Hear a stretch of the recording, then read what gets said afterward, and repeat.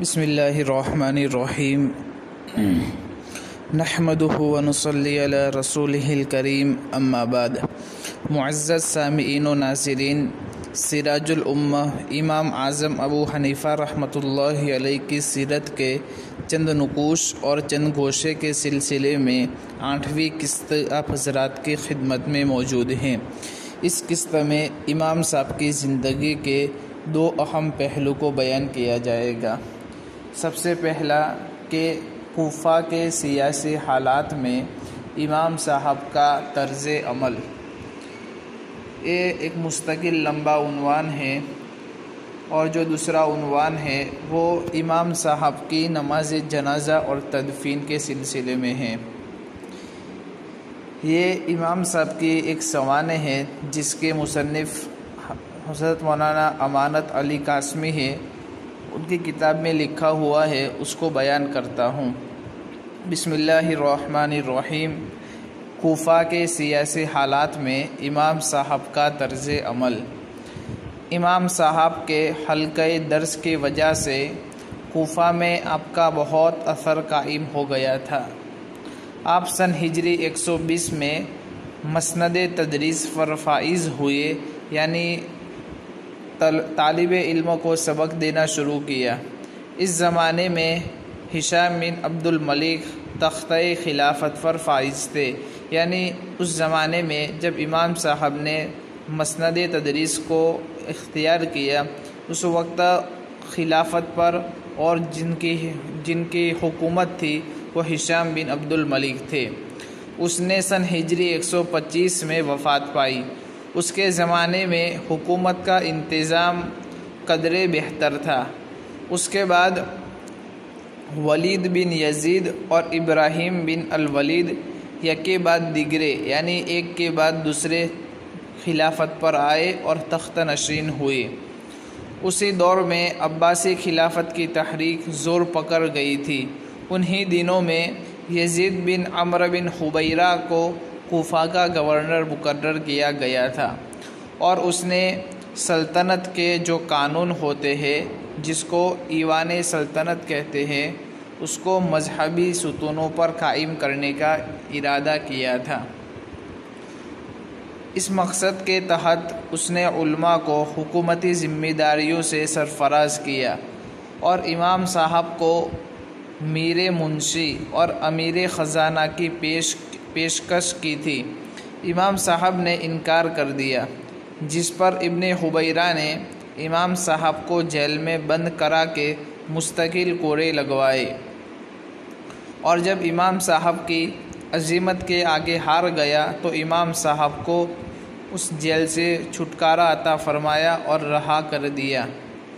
امام صاحب نے کوفہ کو خیر آباد کہہ کر مکہ کی طرف رخ کیا، اور عباسی حکومت کے قائم ہونے کے بعد کوفہ واپس آئے۔ ایک روایت میں ہے کہ سن ہجری 132 میں کوفہ آ گئے تھے، لیکن یہ عارضی قیام تھا، اور سن ہجری 136 میں کوفہ میں مستقل قیام فرمایا۔ اس وقت عباسی حکومت کا پہلا فرما روا ابو العباس اپنی آخری دن گن رہا تھا، یعنی وہ جھانکنے کے عالم میں تھا۔ اس کے بعد منصور خلافت کی مسند پر فائز ہوا۔ اس کے زمانے میں بھی لوگوں کی توقعات پوری نہ ہوئی، اور بغاوتوں کا سلسلہ جاری رہا۔ عباسی حکومت کے زمانے میں اہل بیت کے محمد نفس زکیہ اور ان کے بھائی ابراہیم نے بغاوت کی۔ امام صاحب نے ان دونوں کی تائید کی تھی اور مالی اعانت بھی کیا کرتے تھے، اگرچہ کسی مجبوری کے تحت عملاً شریک نہیں ہو سکے تھے۔ منصور جب ابراہیم کو شکست دے چکا تھا تو اس نے ابراہیم کے ساتھیوں اور ان کا تعاون کرنے والوں کو تنگ کرنا شروع کیا۔ اسی ضمن میں اس نے امام صاحب کو طلب کیا۔ منصور امام صاحب کے قتل کا ارادہ رکھتا تھا، لیکن امام صاحب کی عظمت اور لوگوں میں ان کے اثر و رسوخ کی بنا پر اس نے منصب کی زنجیر میں قید کرنا مناسب سمجھا۔ لیکن امام صاحب نے عہدہ قضا قبول کرنے سے انکار کر دیا۔ منصور نے امام صاحب کو قید میں بند کر دیا، لیکن یہاں بھی امام صاحب کا علمی فیض جاری اور ساری رہا۔ امام محمد بن حسن الشیبانی نے امام صاحب سے جیل میں ہی تعلیم حاصل کی تھی۔ منصور امام صاحب کے بڑھتے اثر و رسوخ سے بے حد پریشان تھا اور امام صاحب پر اس کی کوئی بھی تدبیر کارگر نہ ہو رہی تھی۔ وہ ہر بار امام صاحب کی عظمت اور قوت استقلال کے سامنے شکست کھا جاتا تھا۔ اس لیے اس نے آخری تدبیر یہ کی کہ بے خبری سے ان کو زہر دلوایا۔ جب امام صاحب کو زہر کا احساس ہوا تو آپ سجدے میں چلے گئے اور اسی حالت میں رشد و ہدایت کا یہ آفتاب بروز جمعہ شوال سن ہجری 150 کو ہمیشہ ہمیشہ کے لیے غروب ہو گیا۔ انا للہ و انا الیہ راجعون۔ یہ بات جو لکھی ہوئی ہے وہ شمس الدین ذہبی کی کتاب مناقب ابو حنیفہ میں لکھی ہوئی ہے، صفحہ نمبر 48 پر۔ امام صاحب کی نماز جنازہ اور تدفین۔ امام صاحب کے انتقال کی خبر تمام شہر میں جنگل میں آگ کی طرح پھیل گئی اور سارا شہر امن کر آ گیا۔ حسن بن عمارہ جو آپ کے استاد بھی تھے، انہوں نے حضرت امام صاحب کو غسل دیا اور غسل کے وقت حسن بن عمارہ روتے جاتے تھے اور کہتے چلے جاتے تھے کہ اللہ تبارک و تعالی آپ پر رحم فرمائے۔ آپ نے 30 سال تک افطار نہیں کیا اور نہ 40 سال سے رات کو آرام کیا۔ آپ ہم سب میں سب سے زیادہ عابد اور سب سے زیادہ پرہیزگار تھے۔ یہ بات مناقب ابی حنیفہ میں جلد نمبر 1 صفحہ نمبر 213 پر لکھی ہوئی ہے۔ غسل سے فارغ ہوتے ہوئے لوگوں کی بہت زیادہ کثرت ہو گئی تھی۔ پہلی نماز جو حسن بن عمارہ نے پڑھائی تھی اس میں 50,000 لوگ شریک تھے اور اس کے بعد آپ کے جنازے کی نماز 6 مرتبہ پڑھی گئی اور دفن کے بعد 40 دن تک آپ کی قبر پر لوگ نماز جنازہ پڑھتے رہے۔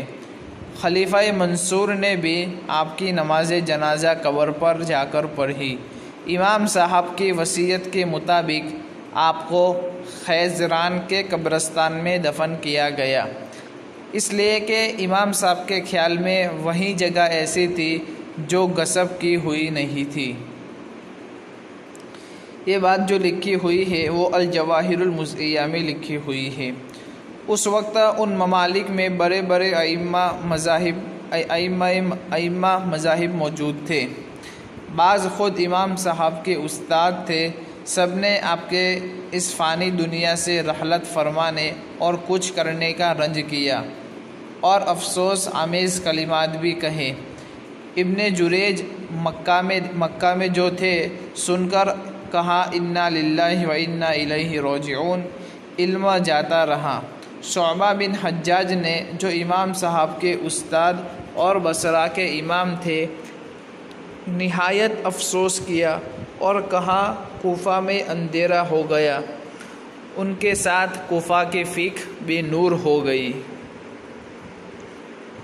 امام صاحب کا مزار اس وقت سے آج تک مرجع خلائق بن چکا ہے اور بنا رہے گا۔ سلطان الب ارسلان سلجوقی نے سن ہجری 459 میں ان کی قبر پر ایک قبہ اور اس کے قریب ایک مدرسہ تعمیر کروایا تھا۔ غالباً یہ بغداد کا پہلا مدرسہ تھا۔ مدرسہ نظامیہ اسی سال قائم ہوا تھا، لیکن اس کے بعد تعمیر کیا گیا جب اسماعیل پاشا بغداد میں قابض ہوا تو رافضیوں نے اس قبہ اور مدرسے کو مسمار کر دیا اور توڑ دیا تھا اور اس جگہ کوڑا کرکٹ ڈالنا شروع کر دیا تھا، لیکن اللہ تبارک و تعالی نے ان شرارتوں اور ان اشرار لوگوں سے بغداد کو بہت جلد پاک صاف کر دیا۔ سن ہجری 974 میں سلطان سلیم ابن سلیم نے پھر سے یعنی اثر نو مزار پر قبے تعمیر کروائے۔ یہاں امام صاحب کی مختصر سوانح حیات ختم ہو رہی ہے۔ اب اس کے بعد انشاءاللہ امام صاحب کی زندگی کے مختلف پہلو پر روشنی ڈالی جائے گی۔ السلام علیکم ورحمۃ اللہ وبرکاتہ۔